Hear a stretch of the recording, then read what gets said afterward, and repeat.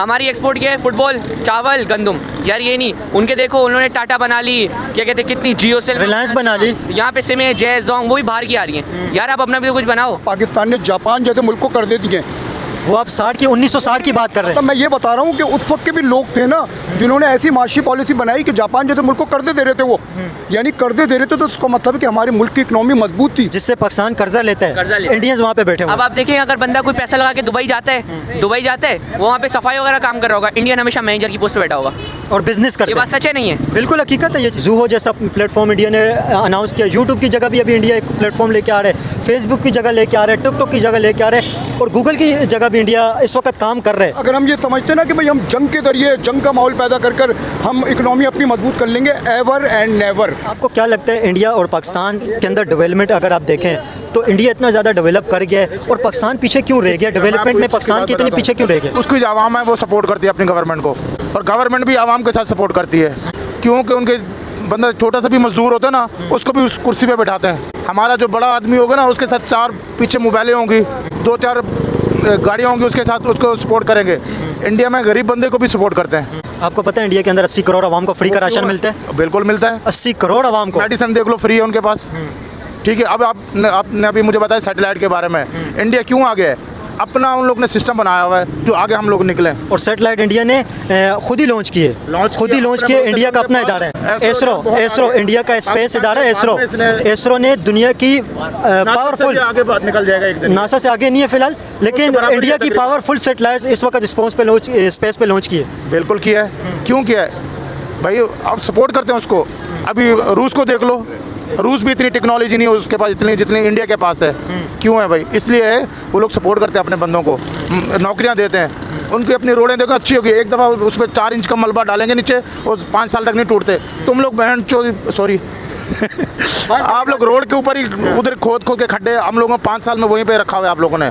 हम लोग आगे कहाँ जाएंगे? सब्जी लेने जाओ तो सब्जी टमाटर 300 रुपये किलो चल रहे हैं यहाँ पे।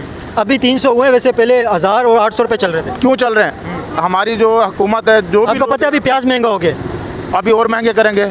अभी सर्दियाँ आ रही, सीज़न बंद हो जाएगा, आप रख देते जमा करके लोग, फिर आगे डबल रेट में बेचेंगे। लेकिन आपको पता है इंडिया आईटी के अंदर आप देखें, इकोनॉमिकल देखें, इंडिया की डेवलपमेंट देखें, जीडीपी के अंदर इंडिया को आप देखें, तो आगे जाएंगे। हर चीज़ में इंडिया इस वक्त आगे चल के डोमिनेट कर रहा है इंडिया दुनिया को। करप्शन नहीं उसके अंदर, मैं आपको बताऊँ करप्शन नहीं इंडिया में। आपका करप्शन का जब सबसे पहले मेन मसला हल होगा ना, जब तक आप आगे नहीं निकल सकते। तरक्की इस तरह नहीं होती मुल्क के अंदर। करप्शन के अलावा कुछ तो ऐसी चीज़ होगी कि इंडिया आगे जा रहा है। इंडिया, उनका हर बंदा जो है ना, मैं 99% जो है ना करप्शन नहीं है वहाँ पे। मैं आपको इस चीज़ को बताता हूँ। मैं इसकी जो मेन वजह है ना, वो लोग ज़्यादातर जो काम करते हैं ना एक्सपोर्ट पे करते हैं, बिज़नेस को बहुत तरजीह देते हैं। जैसे आपको पता है कि नॉर्मल बिज़नेस भी जितनी उनकी सेल होती है वो वैसे ही ग्रो होते हैं। ठीक है, तो इंडिया भी क्या करता है कि आईटी के अंदर उन्होंने बहुत ज़्यादा एक्सपोर्ट पे काम किया हुआ है। जैसे कि मैं अगर एग्जांपल देता हूँ, पाकिस्तान के अंदर जैसे कि पेपॉल है, या आईटी की बात करता हूँ, पेपॉल है। पाकिस्तान के अंदर कहाँ है पेपॉल? नहीं है, वही तो बात कर रहा हूँ मैं। अगर ये यहाँ पे अगर ओपन हो जाएगा तो आईटी हमारी एक्सपोर्ट करेगी, ग्रो करेगी। हमें बेसिकली ये करना चाहिए कि जो एक्सपोर्ट पे ज़्यादातर काम करना चाहिए, आईटी को तरजीह देनी चाहिए, उसमें जो एक्सपोर्ट से रिलेटेड जितना भी काम है उन पे काम करना चाहिए और बिज़नेस को ग्रो करना चाहिए। जितना हमारा एक्सपोर्ट होगा हमारी इकोनॉमी टाइट होगी, हमारी इकोनॉमी जो है वो स्ट्रॉन्ग होगी। इकोनॉमी स्ट्रॉन्ग होगी तो बाकी जो चीज़ें ना खुद ब खुद सेट हो जाती हैं। आप क्या समझते हैं इंडिया पाकिस्तान से ज़्यादा क्यों चला गया? इकोनॉमिकल आप देखें, पॉलिटिकल देखें, इंडिया की फॉरेन पॉलिसी देखें, हर चीज़ के अंदर इंडिया आगे जा रहा है। क्या वजह आप समझते हैं कि इंडिया आगे इतना चला गया? सर इंडिया में ये है कि इंडिया में जो है ना, यंगस्टर्स को मौका दिया जा रहा है, क्योंकि वो आ रहे हैं, वो आईटी में आ रहे हैं। क्रिकेट में आप देख लें, अब सारे वो जो इनके प्राइम वाले प्लेयर्स थे उनको रिटायरमेंट हो गई है। क्यों? प्लेयर्स नहीं ला रहे हैं। और आप हालांकि विराट कोहली और रोहित शर्मा अच्छा खेल रहे थे, परफॉर्मेंस उनकी आउट क्लास थी, उसके बावजूद रिटायर हुए। देखिए 41 की एज में उसने 173 रन बनाए ओडीआई में। और आप अभिषेक शर्मा को देख ले, इतना सा बच्चा हो गया, हमारे प्राइम बॉलर को छक्के मार रहा है यार। क्यों? श्रीलंका को देख लें, डिफॉल्टर हो गया था। अभी तो तिलक कुमार भी आ गया, तिलक वर्मा आ गया यार। आप देखो तो उनके यानी कि यंगस्टर उनको उठाए जा रहे हैं। और आप श्रीलंका को देख लो, सबसे बड़ी मिसाल, डिफॉल्टर हो गया था, खाने को कुछ नहीं था, उठा नहीं लिया। अफगानिस्तान को देख लो, जिससे अभी हम लड़ रहे हैं, अफगानिस्तान 70 रुपये $1 हो गया, और हमारे यहाँ पे कितने? $290, 282 है डॉलर था। कितना महंगा है हमारे यहाँ पे। हमारी एक्सपोर्ट क्या है? फुटबॉल, चावल, गंदम। यार ये नहीं, उनके देखो उन्होंने टाटा बना ली, क्या कहते हैं, कितनी जियो सेल, रिलायंस बना ली, यहाँ पे सिम है, जय जोंग, वो भी बाहर की आ रही हैं। यार आप अपना भी तो कुछ बनाओ। ये देखें तो यही, अब देखें जैसे इसराइल का हमने बाइकआउट किया था, क्या पाकिस्तान का कोई प्रोडक्ट था यूज़ करने वाला? ऐसी क्वालिटी थी जो उनमें थी। बच्चों का दूध भी इसराइली आ रहा है, तो आएगा ना यार, उनके पास क्वालिटी है, तो यहाँ पे क्वालिटी क्यों नहीं है? बिल्कुल। अब क्या समझते हैं पाकिस्तान की एक्सपोर्ट किस वजह से बढ़ेगी और एक्सपोर्ट क्यों रुकी हुई है? स्पेशली आईटी की अगर बात करें तो आईटी के अंदर भी और भी किसी भी सेक्टर के अंदर एक्सपोर्ट पाकिस्तान की रुक गई है और इंडिया इस वक्त भी बहुत तेज़ी से ग्रो कर रहा है। आपको पता है 6-7 महीने पहले इंडिया वर्ल्ड की 5 लार्जेस्ट इकोनॉमी थी, इस वक्त 4 लार्जेस्ट इकोनॉमी इंडिया बन गई है। क्यों? क्योंकि भाई वो काम कर रहे हैं। अभी आप देखो गूगल का CEO भी इंडिया का है, सुंदर पिचाई। हाँ सुंदर पिचाई, मेटा वगैरह का ये तकरीबन इंडिया संभाल है। हमारे बंदे क्यों नहीं है यार? और इसकी वजह से एक्सपोर्ट, वर्ल्ड बैंक का भी CEO इस वक्त इंडियंस जी है, वर्ल्ड में जिससे पाकिस्तान कर्जा लेता कर्जा है, लेता है। इंडियंस वहाँ पे बैठे हुए अब आप देखें अगर बंदा कोई पैसा लगा के दुबई जाता है, वो वहाँ पे सफाई वगैरह काम कर रहा होगा, इंडियन हमेशा मैनेजर की पोस्ट पे बैठा होगा। और बिजनेस ये करते बात हैं। सच है नहीं है? बिल्कुल हकीकत है ये चीज़। तो ये देखिए ना। और आपको आप दुबई का सारा गोल्ड, सारी गोल्ड की मार्केट दुबई के अंदर अगर आप विजिट करें, जो लोग मुझे दुबई से देख रहे हैं वो ज़रूर बताएंगे कि दुबई की सारी गोल्ड मार्केट इस वक्त इंडियंस ऑपरेट कर रहे हैं और इंडिया के पास है वो सारी दुबई की गोल्ड मार्केट। हमारी सिर्फ गवर्नमेंट करप्शन नहीं है, हम लोग खुद भी करप्टेड हैं। हम लोग बोलते हैं हम सस्ता सामान ले लें, हम लोग पुलिस वालों को रिश्वत दे दें, ई चालान वगैरह आए, हम लोग नंबर प्लेटें छुपा रहे हैं। यार हुकूमत पर टैक्स जाएगा तो वो काम करेगी ना भाई, टैक्स जाएगा, लेकिन इसके ऊपर मैं आपसे एक इख्तिलाफ करूंगा कि रोडों की आप कंडीशन देखें। यहाँ पे अगर मैं जब ट्रैवल करता हूँ कहीं पे जाते हैं इंटरव्यू के लिए तो थक जाते हैं ट्रैवल करते हुए, इतने ज़्यादा खड्डे जहाँ रोडों की हालत तो आप देखें, ये चलान बनता नहीं है। चलान यहाँ पे वही बात है कि दुबई वाले हो रहे हैं और रोड यहाँ पे आप देखें कि बुरुंडी वाले यहाँ पे रोड बने हुए। यूनिवर्सिटी रोड को कितना साल हो गया आज?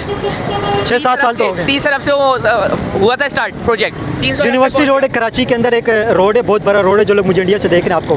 ठीक है, वो यहीं पर ये रोड है, 30 अरब से शुरू हुआ था, 300 अरब पे पहुंच गया। क्या काम किए? हमें लगता है क्या कहते हैं काम हो रहा है। यार आप रोड को हालत तो जाके देखो, शाहरा फैसल के बाद दूसरा बड़ा रोड था कराची का, 5 लेने दी, देख लो हालत जाके।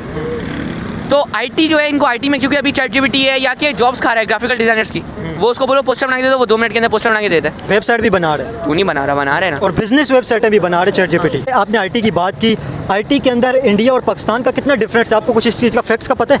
यार बहुत ज़्यादा डिफरेंट। पाकिस्तान की $2.5 बिलियन की एक्सपोर्ट है और इंडिया की $250 बिलियन की एक्सपोर्ट है।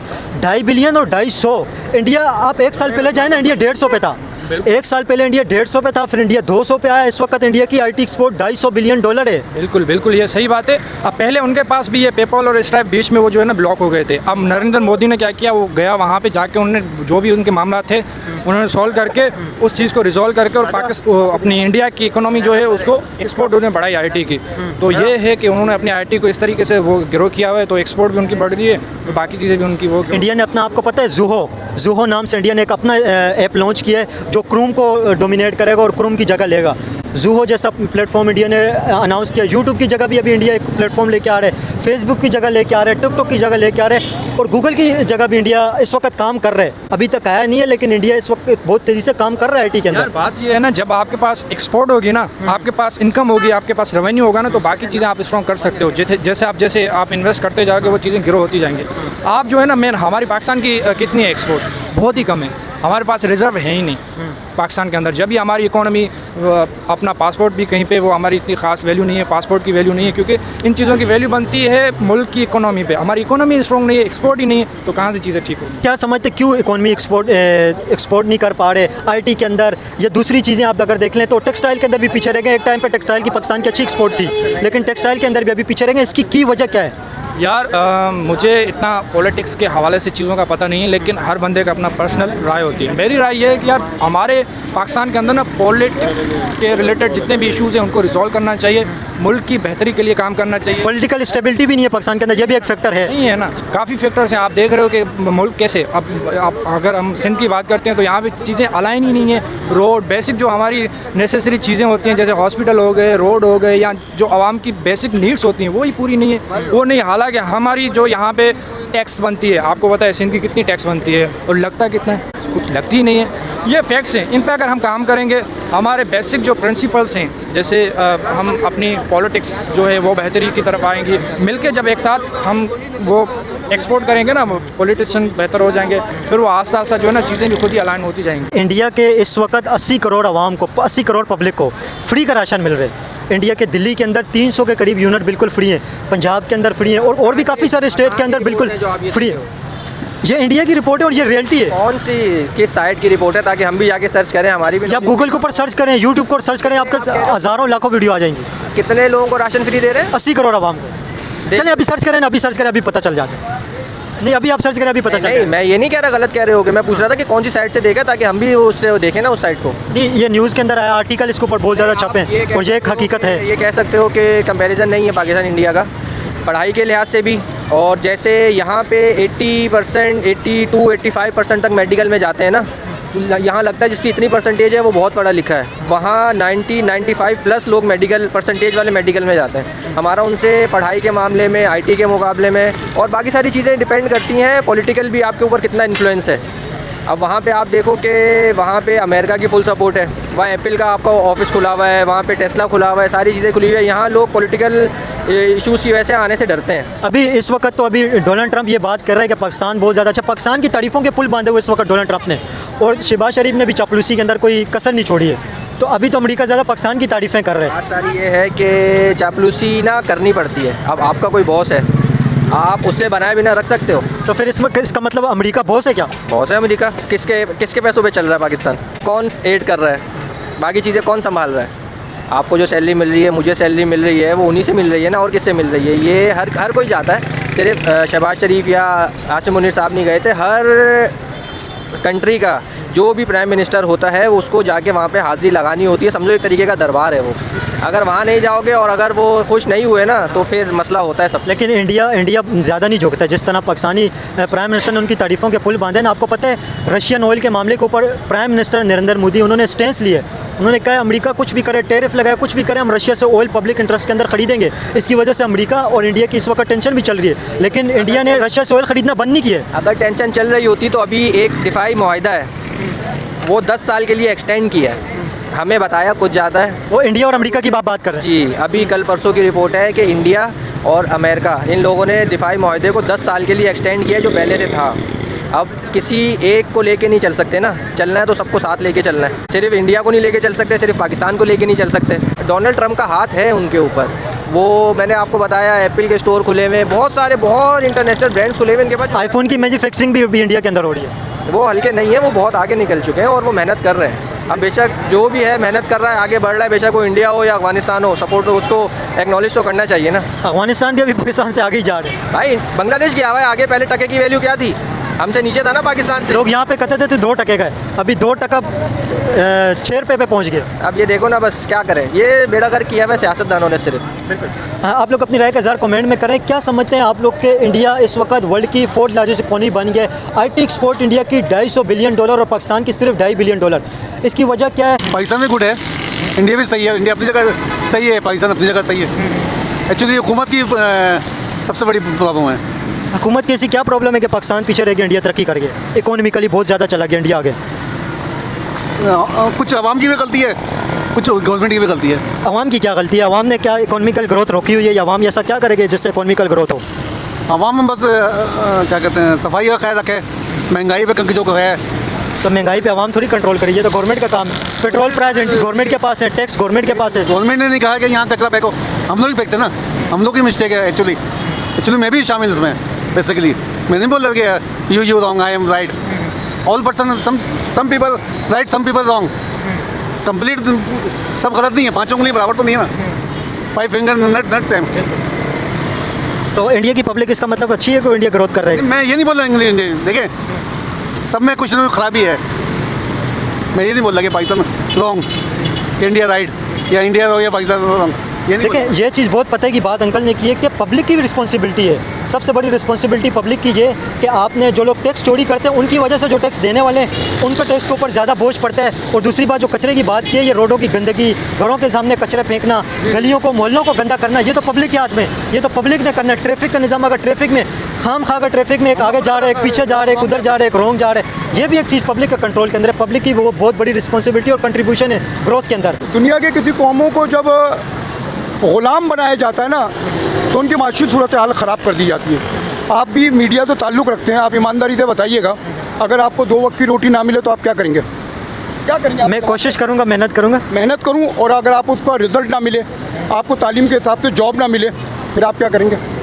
देखें ये तो ऑप्शन तो ये तो आप बता रहे बिल्कुल काफ़ी सारे बहुत टफ फैसला फिर लेना पड़ता है, लेकिन ये चीज़ आपकी बात हकीकत है कि यंगस्टर को नौजवानों को बहुत ज़्यादा जॉब के अंदर मुश्किलात है। आपको पता है पाकिस्तान के अंदर आईटी की एक्सपोर्ट कितनी है पाकिस्तान की और इंडिया की, आपको पता है कितना बड़ा फ़र्क है? इंडिया से तो कंपेयर अभी नहीं कर रहा। नहीं, इंडिया से ही तो कंपेयर करते हैं, पॉलिटिशियन सब इंडिया से ही तो कंपेयर करते हैं। देखिए मैं एक बात बताऊं, देखिए अगर हम पाकिस्तान की बात करें तो स्पेशली हम कराची की बात करें जो पाकिस्तान का माशी हब है, सबसे बड़ा सिटी है पाकिस्तान का। अगर आप यहाँ पे देखें तो कितने बाइका के लोग मिलेंगे, आप उन बाइकों वालों से अगर इंटरव्यू करें ना तो वो आपको बताएंगे कि उनकी एजुकेशन क्या है, उन्होंने किस तरह तालीम हासिल करी, आखिर में बेचारे बाइक चला रहे हैं। लेकिन इंडिया इस वक्त आपको पता है बहुत तेज़ी से तरक्की कर रहा है और इंडिया इकोनॉमिकली स्ट्रॉन्ग हो गया। इंडिया जब आप देखें 2014 के अंदर जब प्राइम मिनिस्टर जो नरेंद्र मोदी हैं, मोदी जी की हुकूमत जब आई थी उस वक्त इंडिया 10th लार्जेस्ट वर्ल्ड की इकोनॉमी थी। इस वक्त इंडिया वर्ल्ड की 4th लार्जेस्ट इकोनॉमी बन गई है और अनकरीब कहा जा रहा है वर्ल्ड की 3rd लार्जेस्ट इकोनॉमी बन जाएगी इंडिया, और अमेरिका और चाइना के बाद इंडिया तीसरी इकोनॉमी बन जाएगी दुनिया की। पाकिस्तान भी कोई ऐसा गया गुजरा मुल्क नहीं है। अगर माजी देखें पाकिस्तान का तो अल्हम्दुलिल्लाह पाकिस्तान ने जापान जैसे मुल्क को कर दे दिए। वो आप 1960 की बात कर रहे तो हैं। मैं ये बता रहा हूँ कि उस वक्त के भी लोग थे ना जिन्होंने ऐसी माशी पॉलिसी बनाई कि जापान जैसे मुल्क को कर्जे दे रहे थे, वो यानी कर्जे दे रहे थे, तो उसका मतलब है कि हमारे मुल्क की इकोनॉमी मजबूत थी। देखिए अंकल जो आप बात कर रहे हैं ना, ये जापान को और जर्मनी को भी पाकिस्तान ने लोन दिया था, लेकिन ये 1960 की बात है। 1960 के बाद फिर 1970 के बाद पाकिस्तान ने पीछे ही आगे इकोनॉमिकल ग्रोथ नहीं की है। देखिए इकोनॉमी इंशाल्लाह ग्रोथ होगी, अल्लाह ने चाहा, लेकिन इसके लिए एक लफ्ज़ जो मैंने बोला था ना, जज्बा, सिंसियरिटी और वतन से मोहब्बत, ही आपको ये मजबूती दिखाएगी। जब हम लोगों को इस बात पर एग्री करेंगे कि आप माशी तौर पर मजबूत होने के लिए तालीम को सबसे बड़ा अपना ज़रिया बनाएं।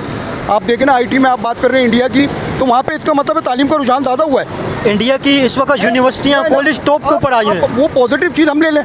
हमारे यहाँ अगर लैपटॉप बट रहे हैं, ये बट रहे हैं, जो भी बट रहे हैं, चले अच्छी चीज़ है, लेकिन मैं फिर भी कहूँगा कि इस वक्त जो मौजूदा सूरत हाल है, जब तक आवाम को इस चीज़ से बाहर नहीं निकाला जाएगा कि तुम्हें 2 वक्त की रोटी मिल रही है, खुदा का शुक्र अदा करो, उनको ये बोलो तुम्हें 2 वक्त की रोटी नहीं, तुम्हें बहुत कुछ देना है। जब तक उनको आप वो सब कुछ नहीं देंगे, जब तक हमारी इकनॉमी मजबूत नहीं होगी ना, जब तक हम कमज़ोर कहलाएंगे।